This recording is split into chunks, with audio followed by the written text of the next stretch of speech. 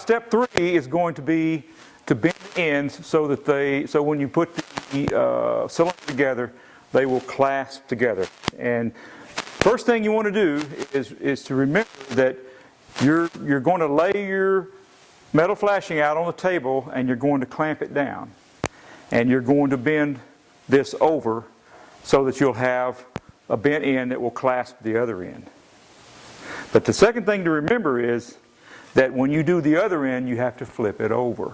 You don't want to bend them both. You want to bend this end and this end the same without flipping it over. That way, when you put it together, they'll clasp together. If you bend the same side in the same direction, when you try to put them together, there'll be two bends like this and they won't clasp together.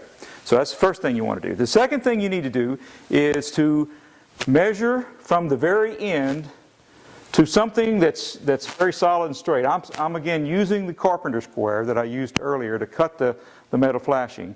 I have this carpenter square laid down on top of the metal flashing. It's squared up and it's 1/2 inch from the end. I measured 1/2 inch from the end. I put a piece of wood on top of it that's very rigid, and then I clamp the ends down. You want this to stay flat. You want it to be very rigid, and you don't want the metal to be able to move back and forth, because the next part is to take something like this palette knife and bend the end up. So I'm going to start. You can start on either end. You put the palette knife underneath it until you can't put it any further underneath it, and you just bend and push like that. By the railroad line, the sound of the whistle after crossing the road, and the tanks and the trucks and the tractors on the flat car load becomes a part of the soul and heart and the mind of a boy who's raised by the railroad line. And the big round penny that you lay on the rails and the wheels smash flat, and the glimpse of the ladies and the pictures of the men and the engineers hat, and the brakeman waves from the red caboose.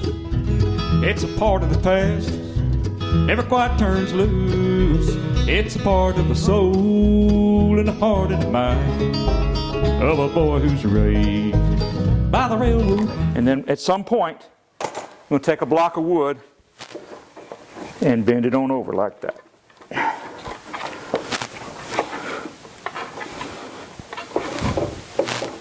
Now, you have your carpenter square pinched in here, and that's good because when you clasp it to the other bend on the other end, you'll need some space in it. So this carpenter square is just the right thickness to give you that space. Next thing you want to do is go ahead and flatten that down with the carpenter square in there. And to do that, I'm going to take a hammer and beat on this with the wood.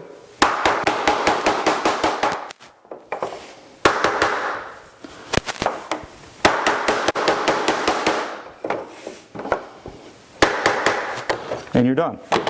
We've got to do this on both ends. Now, before we go on to the next step, let me reiterate something.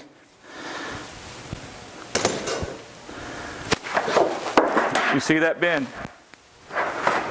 On this end, flip it over. This time we'll bend it up this direction, and then when we put them together, they'll go together.